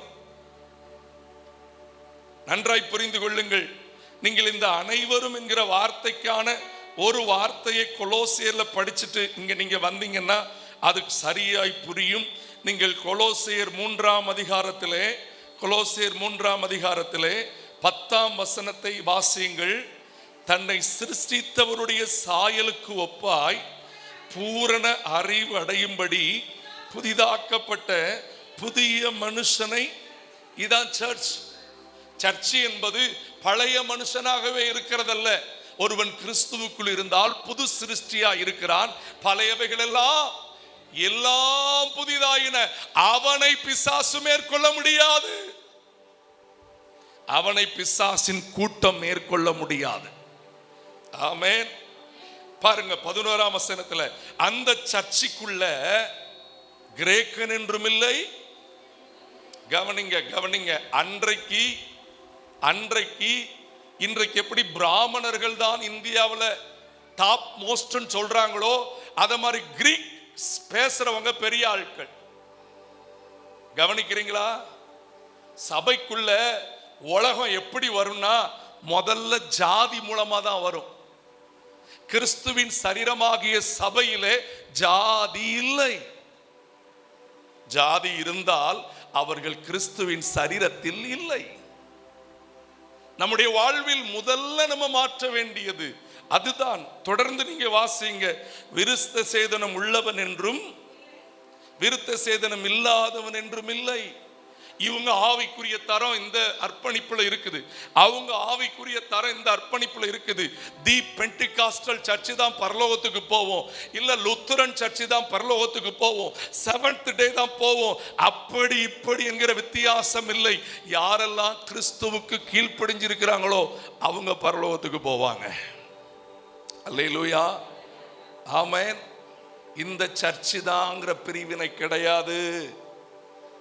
புறஜாதி என்றும் புற தேசத்தான் என்றும் இல்லை. ஆமென். இங்க பாருங்க, இந்தியன் தான் பெரிய ஆட்கள், ஸ்ரீலங்கன்ஸ் ஆக மாட்டாங்க. Pakistan people they never knew God. அப்படி இல்லை, எல்லாரும் சர்ச்சுக்குள்ளதான். தொடர்ந்து பாருங்க, அடிமை என்றும் ஐஸ்வர்யமா இருக்கிறவன் ஒன்னும் இல்லாதவன் அப்படிலாம் ஒண்ணும் கிடையாது, எல்லாரும். ஏன்னா அந்த வார்த்தையை கூட சேர்ந்து படிப்பீங்களா? கிறிஸ்துவே எல்லாரிலும் எல்லாம். இந்த சபையை சாத்தான் மேற்கொள்ளுவது இல்லை. ஆமென்.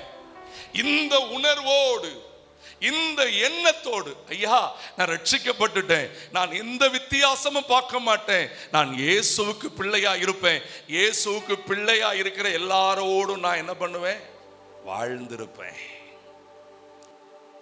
நான் உங்களுக்கு ஒண்ணு சொல்றேன், ஒருவேளை சிலருடைய கேரக்டர்னால, சிலருடைய சுபாவங்களினால சிலரை விட்டு நம்ம கொஞ்சம் ஒதுங்கி போகலாமே தவிர, யாரையுமே அசட்டை பண்ணாதீங்க. இந்த சிறியரில் ஒருவரை அசட்டை பண்ணினால் அவங்களுடைய தூதர்கள் யாரை நோக்கி கூப்பிடுவாங்களா? பிதாவை நோக்கி கூப்பிடுவாங்களா? எல்லாரையும் கனம் பண்ணுங்க சபையில. இப்போ அந்த அனைவரும் என்ன செய்யணும்? எபேசியருக்கு வந்துருங்க, வேகமா அதை படிச்சு கவனிச்சிடலாம். 11ஆம் வசனம், மேலும் நாம் அனைவரும் தேவனுடைய குமாரனை பற்றும் விசுவாசத்திலும் அறிவிலும் என்ன ஆகணுமா? எல்லாரும் சொல்லுங்க, நாங்க ஒரே குடை கீழ் இருக்கிறவர்கள். அல்லேலூயா. நீ வேற நான் வேற இல்ல, நம்ம ஒரு மனமா இருக்கணும். நம்ம எப்படி இருக்கணும்? அல்லேலூயா. ஆண்டவர்கிட்ட கேளுங்க, ஆண்டவரே எங்களுக்கு ஒரு மன இருதயத்தை கொடுங்கப்பா. பிரிவினைகள் என்னை விட்டு என்ன பண்ணட்டும்? வெளியே போகட்டும் ஆண்டவரே. அல்லேலூயா. சரி, உங்க எல்லாருக்கும் நான் ஒரு சிம்பிள் எக்ஸாம்பிள் கொடுக்கட்டுமா? நம்ம எல்லாம் ஸ்கூல் படிக்கிறப்ப, என்னைய விட ஸ்கூல் படிச்ச நல்ல ஆட்கள் இங்க இருக்கிய. உங்க 1ஆம் கிளாஸ்ல முதல் ஒரு கதை சொல்லி தருவாங்கல்ல, 4 மாடு நின்று ஒற்றுமையா மேய்ஞ்சிக்கிட்டு இருந்துச்சு. அதுல படம் வேற போட்டிருப்பாங்க. 4 மாட்டை ஒரு சிங்கம்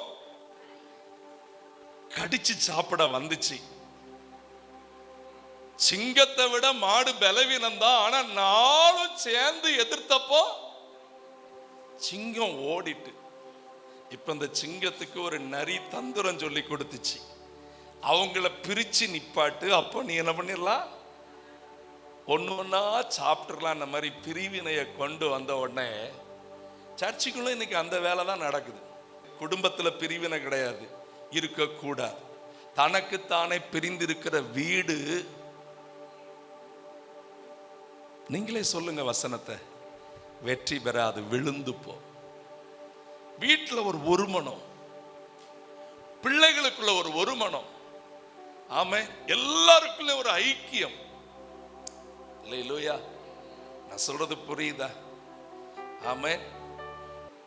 வல்லமை வந்த உடனே அடுத்தவா வேண்டான்னு சொல்றது அந்நிய ஆவி. அல்லேலூயா. நான் என் ஜெபத்தை நம்புறேன், என் உபவாசத்தை நம்புறேன், நான் முழங்கால் போட்டா கர்த்தர் எல்லாரையும் அப்படி சொல்ற ஆள்கிட்ட தான் அசுத்தாவி இருக்குன்னு அர்த்தம். ஏசப்பா உள்ள வந்தா, ஆவியானவர் ஒரு தேவ பிள்ளையை நிறைச்சா, பைபிள்ல சொல்லியிருக்குது, என்னிடத்தில் வருகிற ஒருவனை நான் எல்லாரிடத்திலையும் அன்பா இருப்பாங்கங்க. ஒரு மனதுக்கு பிரச்சனையே இல்லைங்க. அவ திருநார் வச்சிருக்கா, அவ அதை பண்ணிருக்கா, இதை பண்ணிருக்கா. ஆண்டவர் வெளியில பார்த்து யாரையும் நேசிக்கிறது இல்லை. அன்பில்லாதவன் தேவனை, மதம் இல்லாதவன் தேவனை அறியான் இருக்குதா? நம்ம தான் பிரிச்சு வைக்கிறோம். நம்ம தான் யாரும். நீங்க அன்பு காட்டுங்க, ஒரு நாள் ரட்சிக்கப்படுவாங்க. அவரை பற்றும் விசுவாசத்துல நீங்க என்ன ஆகணுமா? ஒருமனப்பட்டவர்கள். எல்லாரும் சொல்லுங்க அல்லேலூயா. ஆமென். கர்த்தர்னு வந்துட்டா நாங்க மற்றதை எதையும் பேச மாட்டோம் பாஸ்டர்.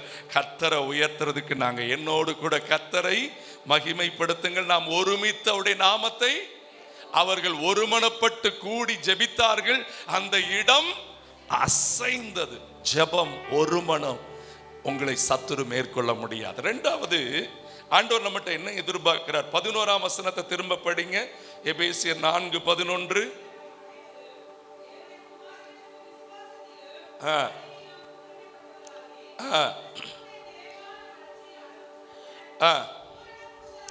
நமக்குள்ளே கிறிஸ்து முழுமையாய் வெளிப்படுகிற வரைக்கும் நம்ம வாழ்க்கை கிறிஸ்துவ மாதிரி மாறிக்கிட்டே இருக்கணும். நான் யாராவும் இருந்து ரட்சிக்கப்பட்டிருக்கலாம். மகனே, உன் இருதயத்தை, உன் கண்கள் என் வழியை நோக்குவதாக. நான் சொல்றத உன் கண்ணு செய்யணும். இருதயத்தை எனக்கு கொடுப்பியான்னு கேட்டவரை உள்ள வாழ விட்டு இருக்கிறோமா?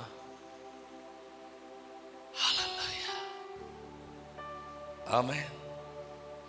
இயேசு போதுமே, இயேசு போதுமே, இயேசு போதுமே, இயேசு போதுமே, இயேசு போதுமே, இயேசு போதுமே, இயேசு போதுமே, இயேசு போதுமே,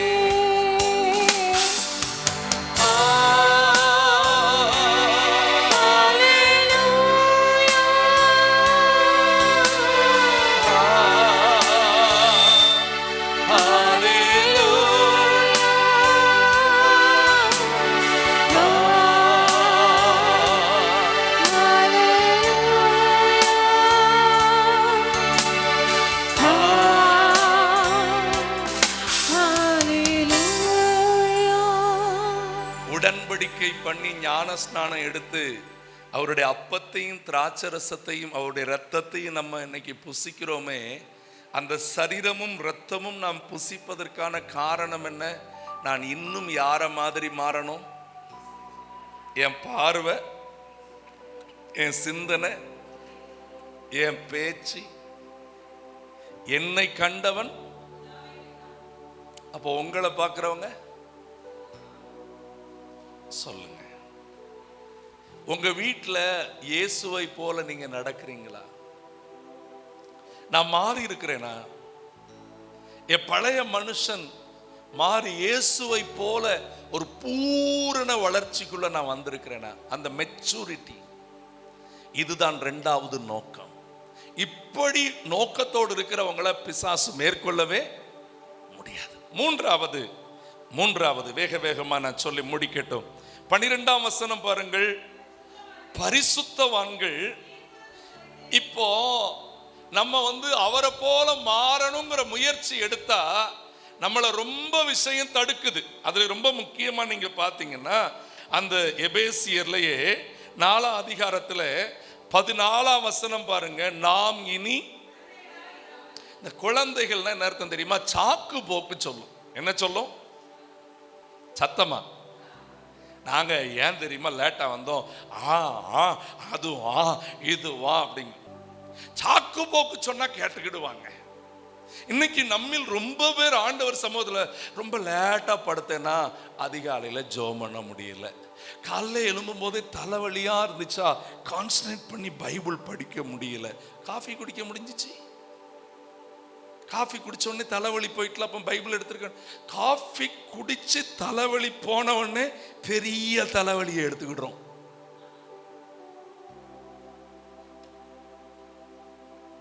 நீங்க அதை பார்க்கறத விட பைபிளை பார்த்தா கண்ணு தெளிவடையும், நிஜமாவே தெளிவடையுங்க.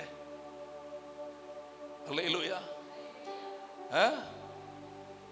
இன்னைக்கு மூன்றாவது ஆண்டவர் நம்மளை பார்த்து சொல்றது, பிசாசு உன்னை மேற்கொள்ளாம இருக்கணும், நீ வெற்றி பெற்ற ஒரு வாழ்க்கை வாழணும்னா உன் வாழ்க்கையில உன்னை இன்னும் சீர்படுத்து. அதான் பழைய பாடல் ஒண்ணு பாடுவாங்க, இன்னும் கீட்ட கீட்ட சேர்த்து கொள்ளுமே பாடுபட்ட நாயகா, இன்னும் கீட்ட கீட்ட சேர்த்து கொள்ளுமே ஜீவன்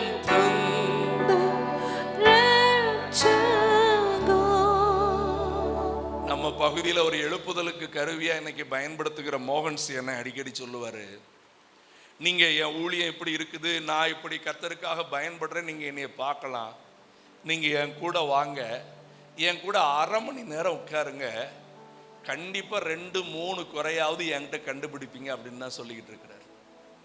நான் குறைவில்லாதவன் அல்ல, தேவனை பற்றி கொள்வதனாலே தான் நான் இன்னும் என் குறைகளை என்ன பண்ணி கொண்டிருக்கிறேன், மாற்றிக்கொண்டிருக்கிறேன். பாஸ்டர், ஆண்டவர் அறிஞ்ச பிறகு நம்ம எல்லாத்தையும் விட்டாச்சு பாஸ்டர், எங்ககிட்ட சில சொல்லியிருக்கிறாங்க. எப்படி? எனக்கு அப்போ ரொம்ப பயமாயிரும், நான் வேகமாக குடுன்னு சொல்லி போய் அவர் செட்டைக்குள்ள என் ஆத்மாவை கொண்டு காப்பாத்திடுவாங்க. ஐயோ, இந்த ஆட்கள்கிட்ட நம்ம பேசிக்கிட்டு இருந்தா நம்ம ஆவியும் இதாயிரும். நான் ஒன்று சொல்றேன், நான் பூரணமாகிட்டேன்னு சொல்றதுக்கு நம்ம கிட்ட ஒண்ணுமே இல்லை. ஒவ்வொரு நாளும் நம்மளை கழுவிக்கொள்ளணும். அல்லேலூயா. டெய்லி காலையில் எழும்பி, ஏன்னா 1 யோவான் 1ஆம் அதிகாரத்தில் அதனுடைய 7ஆம் வசனத்தை நீங்க வாசிக்கும் போது அந்த யோவான் அழகாய் சொல்லி கொடுக்கிறார். இயேசுவின் மார்பில் சாய்ந்திருந்தவர் ரொம்ப தெளிவாய் சொல்லுகிறார் பாருங்க. 8ஆம் வசனம், 1 யோவான் 1:8, நமக்கு பாவம் இல்லை என்போமானால், இங்க பாருங்க, எனக்கு தெரிஞ்சு என்கிட்ட தப்பு கிடையாது நீங்க சொன்னீங்கன்னா நீங்க பைபிளை இன்னும் படிக்கலன்னு அர்த்தம். இன்னும் ஆவியானுடைய துணையோட போய் ஆண்டவரே எனக்கு நீங்க சொல்லி தாங்கப்பான்னு நம்ம கேட்கலன்னு அர்த்தம். அல்லேலூயா. ஆமென். ஒவ்வொரு நாளும் ஆண்டவர் சமூகத்துல போய் பலிபீடத்தில் என்னை பரனே படைக்கிறேனே இந்த வேலை அடி திருச்சித்தம் போல ஆண்டு நடத்தி கல்வாரி அன்பே கண்டு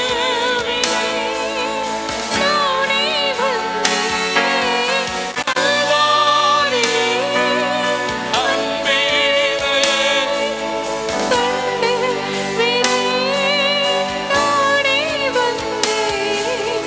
கழுவும் திருரத்தாலே கரை நீங்க இருதயத்தை கழுவும் திருரத்தாலே கரை நீங்க இருதயத்தை. என்கிட்ட சுயம் சாம்பலா மாறட்டும் எத்தனை முறை பாடினாலும் திரும்ப பாடும்போது நம்ம மனசாட்சி சொல்லும், எஸ், இன்னும் நான் என்னை கழுவி கொள்ளணும். பரிசுத்தவான்கள் என்ன அடையணுமா? சீர்பொருந்தி கொண்டே இருக்கணும். அதுக்குத்தான் சபையின் நோக்கமா கர்த்தர் வச்சிருக்கிறார். நான்காவது, நீங்கள் அந்த எபேசியர் 4:12 வாசிக்கும் போது நமக்கான முக்கிய வேலை என்ன தெரியுமா? சுவிசேஷ ஊழியத்தின். ஹல்லேலூயா. எல்லாம் கொஞ்சம் நிமிர்ந்து உட்காருங்க. 5 மாசம் ஆயிடுச்சு. 5 மாசம் ஞாயிற்றுக்கிழமை ஆராதனை முடிச்சுட்டு போனீங்க. எத்தனை வாரம்? ஒரு சின்ன கணக்கு சொல்லுங்க. 5 நாள் 20 21 வாரம் போயாச்சு.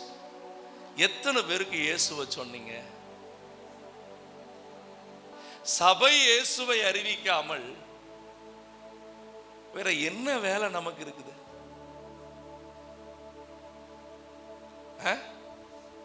நற்செய்தி அறிவித்தல் அல்ல, சுவிசேஷத்தை அறிவித்தல். சுவிசேஷத்தின் ஒரு பகுதி நற்செய்தி. நற்செய்தினா இயேசு குணமாக்குகிறார், இயேசு விடுவிக்கிறார், அது நற்செய்தி. ஆனா சுவிசேஷம் என்பது என்ன தெரியுமா?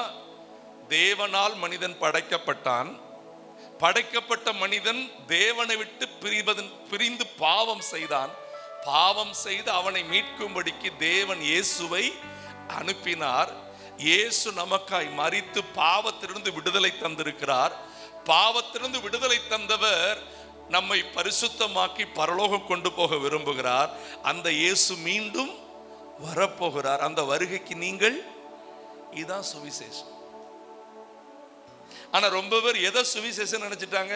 வியாதியை மாற்றுவார். இது நற்செய்தி. இதற்கு உள்ள இருக்கிற ஒரு சின்ன பகுதி. இயேசுவை மற்றவங்களுக்கு நம்ம சொல்றோமா? இயேசுதான் தெய்வம்னு சொல்றோமா? இயேசுவும் தெய்வம் அல்ல, இயேசு ஒருவரே தெய்வம். அதற்கு சபை வேலை செய்யணும். நம்ம என்ன பண்றோம்? யாராவது சுவிசேஷம் சொல்ல வந்தா நம்மளே அவங்களை அசட்டையா பார்க்கிறோம். இயேசுவை அறிவிப்பதில் நான் சொல்றேன், சுவிசேஷ வேலை பெருமையும் அல்ல, சுவிசேஷ வேலை பிழைப்புக்கும் அல்ல. சுவிசேஷ வேலை சபைக்கு உரிய முக்கியமான பணி. இந்த வாரம் போறீங்க, டெய்லி உங்க கூட படிக்கிற பிள்ளைகளுக்கு இயேசுவை சொல்லணும். படிக்கிற பிள்ளைகள்ட்ட இருந்து என்ன கிடைக்கும்னு பார்க்குற பிள்ளைகளா மாறிட்டாங்க இப்போ இருக்கிற பிள்ளைகள். வேலை பார்க்குற இடத்துல நான் சொல்றேன், நம்ம உலக இன்மைக்காக மாத்திரம். ஒரு அழகான வசனம் இருக்குல்ல, நீங்கள் 1 கொரிந்தியர் 15ஆம் அதிகாரத்தினுடைய 19ஆம் வசனத்தை எல்லாரும் திருப்புங்க. எல்லாம் திருப்பி அந்த வசனத்தை பார்த்து படிக்க வேண்டியது ரொம்ப அவசியம். 1 கொரிந்தியர் 15:19 பாருங்கள். இம்மைக்காக மாத்திரம் நம்ம கிறிஸ்துவ மேல் எல்லா மனுஷரை பார்க்கிலும். நீங்க ஏசப்பாவை எதுக்கு தேடுறீங்க? விடுதலை தருவார், நன்மை தருவார், உயர்த்துவார். இல்ல இல்ல, ஏசப்பாவை எதுக்காக தேடுகிறேன்? என்னை பரலோகத்துக்கு கொண்டு செல்லுவார். என் குடும்பத்தை சத்தமா, என் குடும்பத்தை. நம்ம இதை குறிச்செல்லாம் கவனம் இல்லையே. ஆண்டவரே, எனக்கு ரொம்ப வருத்தமா இருக்குப்பா, எனக்கு உங்களுக்கு ஆறுதல் கொடுக்கிறாரு. நல்லா கவனிங்க. அதான் அடிக்கடி சொல்லுவாங்க, ரேஷன் கடையில சீனி போட்டா நீங்க எத்தனை பேருக்கு போய் சொல்றீங்க? உங்களுக்கு அன்பா இருக்கிற எல்லாருக்கும். ஏன் நீங்க இயேசுவை அவங்களுக்கு சொல்ல மாட்டேங்கிறீங்க? மனசுக்குள்ளே வச்சுக்கிட்டுறேன். இயேசுவை அறிவிச்சா அவங்கள வெறியர்னு நினைக்கிறோம். இயேசுவை மற்றவங்களுக்கு சொல்லுங்க. சுவிசேஷகனுடைய வேலையை செய்யுங்கள். ஆமென், ஹல்லேலூயா. சபையின் பிரதான வேலை என்னதான்? இயேசுவை மற்றவங்களுக்கு ஹல்லேலூயா. நான் ஆராதிக்கிறேன், கர்த்தர் உண்மை உள்ளவர். நான் மன உடைஞ்சு போயிருந்தப்ப அவர் என்ன பண்ணினார்? தேற்றினார். ஹல்லேலூயா. நான் உங்களை தாழ்மையா சொல்றேன். உங்களில் ரொம்பவர் என்ன நினைக்கிறீங்கன்னா, நான் இன்னும் எனக்கு நினைச்சதெல்லாம் ஏசப்பா கிட்ட இருந்து வாங்கின பிறகு நான் ஏசப்பா மற்றவங்களுக்கு சொல்லுவேன்னு சொன்னா, இட் இஸ் வெரி ராங். நீங்க ஒரு சின்ன அற்புதம் பெற்றதை முதல்ல போய் மற்றவங்களுக்கு சொல்லுங்க. ஹல்லேலூயா. ஏன்னா மனம் திரும்பி நீங்கள் எப்படி மாறணுமா? குழந்தைகளை போல, சிறு பிள்ளை. இயேசுவை மற்றவங்களுக்கு சொல்லிக்கிட்டே இருங்க, ஒரு நாள் உங்களுக்கு அற்புதம் நடக்கும். ஹல்லேலூயா. நீங்க இம்மைக்காக மாத்திரம் யாரை நம்புறவங்க அல்ல, நாம் எல்லாரும் பரலோகத்துக்கு போக வேண்டும். கடைசியாய், ஐந்தாவதாய், ஒரு சபையின் பிரதானமான நோக்கம் என்ன தெரியுமா? அந்த எபேசியர் 4ஆம் அதிகாரம் அதனுடைய 11ஆம் வசனத்தை தொடர்ந்து படியுங்கள். 12 கிறிஸ்துவின் சரீரமாகிய சபையானது, ஹல்லேலூயா, ஆமென். சபைக்கு வர வர நமக்கு என்ன அடையணும்? சத்தமா பக்தியில. சரி, இந்த பக்தினா என்னன்னு நமக்கு தெரியணும். பக்தினா என்னது? சீக்கிரம் சொல்லுங்க. எனக்கு முன்னாடி 10 நிமிஷம் இருக்கு. இத ஃபர்ஸ்ட் சொல்லுங்க. பக்தி விருத்தினா என்னது? பக்தினா என்னது? அப்போ அதுக்கு பிறகு விருத்தியை யோசிப்போம். பக்தினா என்னது? அதை நீங்க படிங்க. யாக்கோபு 1ஆம் அதிகாரம் கடைசி 2 வசனம் 3 காரியத்தை பக்தின்னு சொல்லுது. அதுதான் சபையின் பிரதானமான வேலை. யாக்கோபு 1 கடைசி 2 வசனம் படிங்க. உங்களில் ஒருவன், கவனிங்க, பக்தி என்பது எங்க ஆரம்பிக்குன்னா, பேச்சின் சுருக்கம். சிலட்ட பேச்ச கொடுத்துட்டு ஏண்டா பேசணும்னு ஆயிருது. அல்லேலூயா, ஆமென். சிலட்ட பேச்ச கொடுத்தாச்சுன்னு வச்சுக்கிடுங்களேன், நிப்பாட்டவே முடியல. ஏன்னா நம்முடைய நாவ் அடக்கமே. நமக்கு அநேகம் தெரிஞ்சிருக்கலாம், ஆவிக்குரிய விஷயங்களை சில நேரம் பேசுறோம், அதுல தவறு இல்லை. ஆனா யாரையும் குறை சொல்லி அதை பேசி அரசியல் பேச ஆரம்பிச்சுட்டா, ஆண்டவர் கேட்கிறாரு, உன் நாவை அடக்கி உன் இருதயத்தை சரிப்படுத்தி தன்னை தேவ பக்தி உள்ளவன் நீ நினைக்கணும்னு சொன்னா, ஆண்டவர் சொல்றாரு, இருதயத்துல ஒரு சுத்தம், நாவிலே ஒரு அடக்கம். இதுதான் முதல்ல தேவ பக்தி. ஆமென். 2வது, நீங்கள் அந்த அதிகாரத்துல பாப்பீங்கன்னா, அதே 27ஆம் வசனத்தை படிங்க.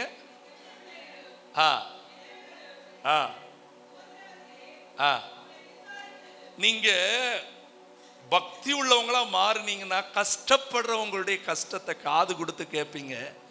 உங்க சாப்பாட்டுல இருந்து ஒரு பகுதியை எடுத்து அவங்களுக்கு கொடுப்பீங்க. நான் திரும்ப சொல்றேன், நம்மில் ரொம்ப பேர் தசம பாகத்தை எடுத்து கொடுக்க ரெடி, காணிக்கை எடுத்து கொடுக்க ரெடி. பைபிள் சொல்லுது, பரிசுத்தமானதை விழுங்குகிறதும் பொருத்தனை செய்த பிறகு யோசிக்கிறதும் மனுஷனுக்கு ஆபத்தாய் முடியும். கருணை கண்ணன் ஆசீர்வதிக்கப்படுவான் எப்பொழுது அவன் தன் ஆகாரத்தில் ஏழைகளுக்கு கொடுக்கிறான். நீங்க உங்க பாவத்துக்கு விமோசனமா கொடுக்கிற காணிக்கையை கொண்டு போய் ஏழைகளுக்கு கொடுக்கிறதுனால உங்களுக்கு விடுதலை வராது. ஆனா விசுவாசிகளாய் மாறினவர்கள் திக்கற்றவர்களை விசாரிக்கணும்னா, உங்க இருதயம், ஆண்டவர் சொல்லியிருக்கிறார், உனக்கு 2 வஸ்திரம் இருந்தால். இன்னைக்கு ஏழைகள் மேல் நம்முடைய கவனம் என்ன? கடைசி 3வது அந்த பக்தியை குறித்து சொல்லி இருக்குது பாருங்க. என்னது? உலகத்தால், அதை தான் நான் ஆரம்பத்திலே சொன்னேன், மாமிசத்தின் இச்சை, கண்களின் இச்சை, ஜீவனத்தின், இந்த 3லும் கவனமா இருந்துட்டீங்கன்னா அதுதான் பக்தி. இந்த பக்தி சபையில என்ன ஆகிட்டே இருக்கணும்? விருத்தி அடைஞ்சுக்கிட்டே இருக்கணும். இந்த 5 காரியமும் செய்தால் பாதாளத்தின் வாசல்கள் உங்களை முழங்கால் படியிடலாம் ஆண்டவருடைய சமூகத்தில். Thank you Lord, hallelujah. சிலுவையை முன்னா உலகமே பின்னார், சிலுவையை முன்னார். உலகமே பின்னார், இயேசு சிந்திய இரத்தத்தினாலே என்றும் விடுதலையே. இயேசு சிந்திய இரத்தத்தினாலே என்றும் விடுதலையே. இயேசுவின் பின்னால் நான் செல்வேன், திரும்பி பார்க்க மாட்டேன், திரும்பி பார்க்க மாட்டேன்.